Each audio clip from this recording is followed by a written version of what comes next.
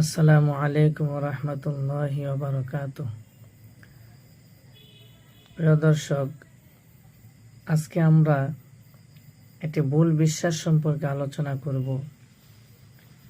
বিশ্বাসটি হলো যে আমাদের সমাজে একটি কথা প্রচলিত আছে যে রাতের বেলা জুটা পানি বা পানি জাতীয় কোনো জিনিস ঘরের বাহিরে নিক্ষেপ করা যাবে না।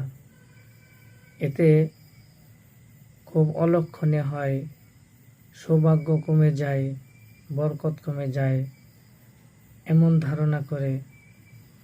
আবার অনেকে ধারণা করে রাতের বেলা মৃত ব্যক্তিরা ঘোরাফেরা করে, মৃত ব্যক্তিদের রূহ এসে বাড়ির আশেপাশে ঘুরে, তাদের সামনে যদি এই জুতা এগুলো নিক্ষেপ করা হয় তাহলে তারা খুব অসন্তুষ্ট হয়।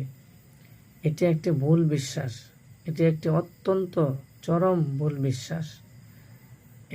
এর সাথে কোরআন হাদিসের কোনো সম্পর্ক নেই, আর বাস্তবতার সাথেও এগুলোর কোনো মিল নেই।